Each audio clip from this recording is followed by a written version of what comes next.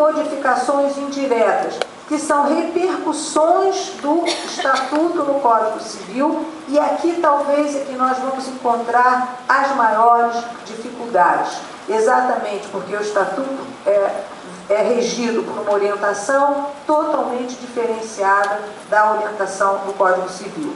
Dentre essas modificações diretas, nós temos em destaque a modificação do regime de capacidades e incapacidades do Código Civil, com a extinção praticamente da denominada incapacidade absoluta, que ficou restrita aos menores de idade, os menores de 16 anos. E a curatela dos interditos, que nós vamos ver que os dispositivos relativos à curatela dos interditos, eles estão muito reduzidos, exatamente porque vários dos dispositivos que constavam do texto original foram revogados pelo Estatuto e depois pelo CPC. Essas que eu chamei de repercussões indiretas, né, elas decorrem de dispositivos que exigem esforço de interpretação em face da plena capacidade das pessoas com deficiência. Na medida em que não há mais incapacidade absoluta, vários dispositivos do Código Civil ficam de muita dificuldade, apresentam muita dificuldade para a sua aplicação, né? Em especial no novo regime de curatela que foi instaurado, que nós só vamos ter curatela para fins de incapacidade relativa, portanto. Assim, não vou ler por evidente, mas só para ratificar o que eu falei, o artigo 3º do Código Civil, em sua nova redação, deixa claro que a incapacidade absoluta só diz respeito aos menores de 16 anos, e o artigo 4º, quando se refere a pessoas que têm dificuldade ou que não podem exprimir a sua vontade, retirou por completo, assim como também no artigo 3º, qualquer menção à doença mental, à falta de discernimento, a desenvolvimento mental diferenciado ou reduzido, enfim, foram retiradas do texto da Lei Civil todas as referências que eram consideradas discriminatórias. O que poderá ensejar a incapacitação relativa será a impossibilidade, por causa transitória ou permanente, de expressar a própria vontade. E assim nós vamos ver que ao longo de todo o texto do Código Civil, todas as referências à doença mental, enfermidade mental principalmente, falta de discernimento, isso tudo desapareceu. Como eu falei também, a curatela é só para mostrar que foi o artigo 1767 foi plenamente adaptado ao artigo 3º e 4º, e que os artigos 1768 a 1773 se encontram revogados, e houve a introdução de um artigo, que é o 1775-A, que permite a chamada curatela compartilhada, ou seja, a possibilidade da pessoa ter mais de um curador. Aqui nas repercussões indiretas é que eu penso que nós temos um trabalho mais árduo. Nós temos repercussões indiretas na aplicação do Código Civil, no que diz respeito às relações existenciais e às relações patrimoniais. E por que eu chamei de indiretas? Porque as disposições que causam grande impacto, elas estão no Estatuto da Pessoa com Deficiência, na Lei Brasileira de Inclusão, como se vê do artigo 6º, segundo o qual a deficiência não afeta a plena capacidade civil da pessoa para casar-se, constituir união estável, exercer direitos sexuais e reprodutivos, exercer o direito de decidir sobre o número de filhos e ter acesso aos meios de planejamento familiar, conservar sua fertilidade sendo vedada a esterilização compulsória, exercer direito à família, à convivência familiar e comunitária, exercer direito à guarda, tutela, curatela, adoção, como adotante ou adotado, em igualdade de oportunidade com as demais pessoas. Então, o que ficou expresso na LBI é a plena capacidade das pessoas, inclusive para estabelecer qualquer tipo de relação existencial, assunto que não era tocado pelo Código Civil, salvo para dizer, por exemplo, que era nulo o casamento da pessoa com enfermidade mental. O Estatuto também traz uma regra especial relativa à curatela das pessoas com deficiência, que essa tem nos dado muito trabalho, e eu vou fazer algumas considerações breves sobre o assunto. De acordo com o artigo 84 da LBI, a pessoa com deficiência tem assegurado o direito ao exercício de sua capacidade legal em igualdade de condições com as demais pessoas. O que nós vemos é a cada momento dentro da LBI se ratificar e se confirmar essa plena capacidade.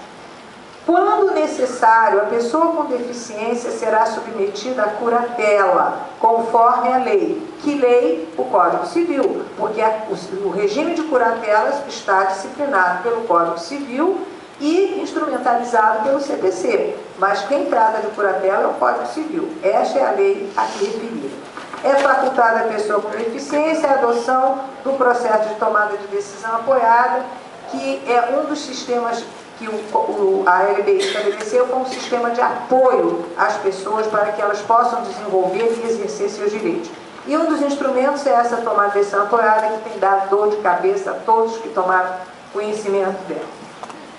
E eu acho que alguém vai falar de tomada de decisão apoiada, que eu vim para ouvir, porque eu tenho dúvidas em caderno, se alguém quiser. Mas vamos aonde eu sei, para não fazer feio. A definição da curatela da pessoa com deficiência constitui medida protetiva extraordinária. Você fica bem claro aqui que instituir-se uma curatela de uma pessoa com deficiência é uma medida extraordinária.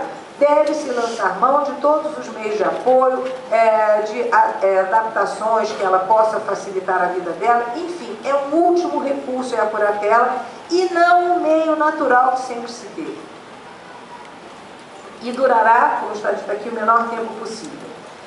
Aqui vem o fator maior complicador, que é o artigo 85 do Estatuto, segundo o qual a curatela afetará tão somente os atos relacionados aos direitos de natureza patrimonial e negocial, o que deixa claro que as relações, os atos de natureza existencial não podem, em princípio, estar submetidos à orientação ou à regência de um curador. Portanto, em princípio, a curatela não alcança todos aqueles atos que eu li do artigo 6º.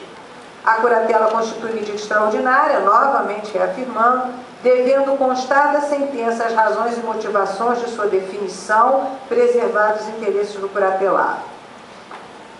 O que nós vamos tentar aqui brevemente trazer com uma modesta contribuição é como, principalmente, tentar resolver essa situação da curatela restrita a assuntos patrimoniais, quando nós sabemos que há pessoas, tanto com qualquer tipo de deficiência, que não têm condições efetivamente na prática de resolver a sua vida civil, digamos assim. Né? O que nós constatamos também é que o Código Civil sofreu modificações, inclusive com revogações expressas, que decorreram do Estatuto da Pessoa com Deficiência e, posteriormente, do CPC, a se considerar a data subsequente de vigência. Porque, embora o CPC tenha sido sancionado antes da LBI, a LBI entrou meses antes em vigor, meses antes do CPC. Então, no final, a redação, dentro do critério que eu adotei, que é da lei mais recente, é a que prevalece, o CPC acabou por alterar vários dispositivos do Código Civil. Assim, a título do que foi alterado, do que foi, como eu disse, revogado expressamente, nós temos a questão de quem pode ser testemunha no Código Civil, artigo 228, as pessoas com deficiência que eram mencionados, cegos, surdos, etc., não tem mais isso. Qualquer pessoa pode ser testemunha. Nulidade do casamento. O artigo 1518, inciso 1º, expressamente fulminava com a nulidade do casamento da pessoa com enfermidade mental. Anulabilidade de casamento por erro essencial também foi modificado, também foi revogado.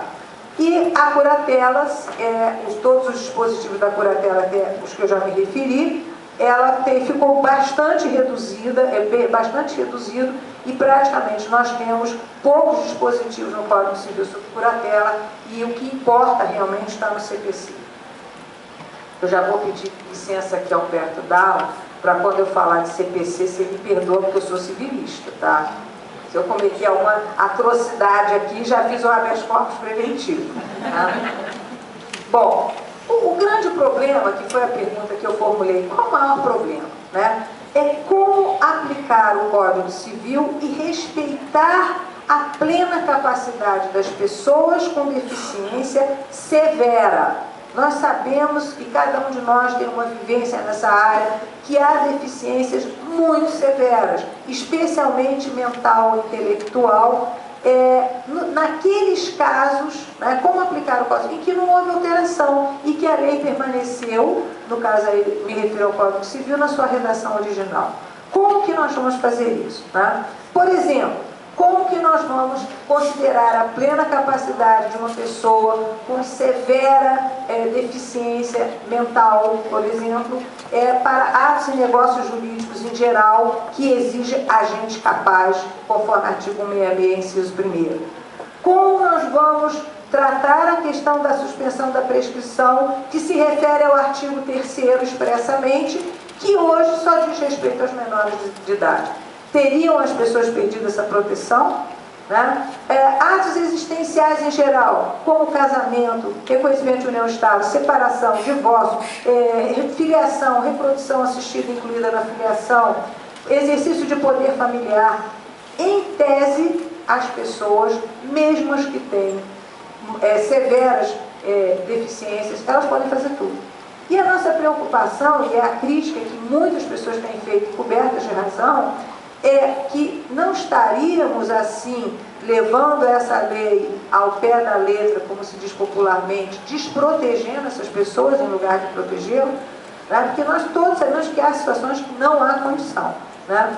E, para terminar aqui esse rol de questionamentos, que são pontuais, na verdade, como também lidar com os atos patrimoniais em geral, como contratos, testamento, pode fazer testamento, não pode fazer testamento, porque, por princípio, todo mundo tem plena capacidade.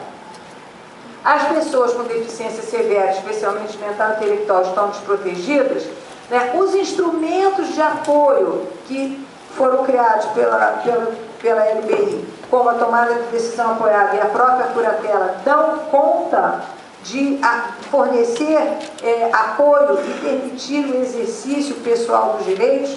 Lembrem-se que a curatela está restrita na letra da LBI a questões patrimoniais. Então, não tem curatela para reconhecer filho, para casamento, para qualquer ato existencial, não tem.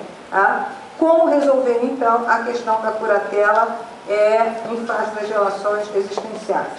Prometo, já estou caminhando para o fim. Primeiro, dentro do que nós chamamos de soluções possíveis, né, o primeiro passo é repensar a curatela. Repensar a curatela como instrumento de apoio para todos aqueles que são submetidos à curatela. E essa curatela do Código Civil, ela tem que ser, como sempre foi, conjugada com as normas do CPC, que nos vai fornecer uma abertura. O CPC, como norma posterior, vai nos dar uma chave. O que nós estamos em busca é de uma chave de interpretação que possa nos socorrer diante de cada um dos artigos do Código Civil que apresenta esse grau de dificuldade. Né? Então, a primeira chave que nós temos para tentar resolver esse problema é repensar a curatela, esquecer ou pelo menos afastar de início tudo que a gente sabe. Por exemplo, que curatela de capacidade relativa resulta só em assistência. Por quê? Não pode ter uma representação? O que impede de que haja na designação do curador a outorga de poderes de representação para atos específicos? Né? Recentemente, até numa das jornadas do Conselho da Justiça Federal, foi aprovado um enunciado nesse sentido. A outra chave, eu acho que essa é a chave mais preciosa que nós temos, é aplicar os princípios da Convenção. Essa é a chave que eu acho que vai nos guiar e abrir praticamente todas as portas. Né? Lembrar que a curatela é um instituto do direito civil, como eu já falei, e principalmente que o fim da curatela é um só, como sempre foi. É a proteção da pessoa vulnerável e, no caso da pessoa com deficiência, em um conjunto de normas que nós vamos ter que aplicar será o Código Civil, o Código de Processo Civil e o EPD. Quem está sujeito à curatela é aquele que, por causa transitória ou permanente, não pode exprimir sua vontade, ok? O Código Civil conjuga-se com o CPC para que surja a curatela, para que ela seja instituída. O que eu vou trazer aqui é uma reflexão. Ora, o Código Civil disciplina qualquer curatela, inclusive das pessoas com deficiência. O que acontece? Na hora de você aplicar o Código Civil à pessoa com deficiência, você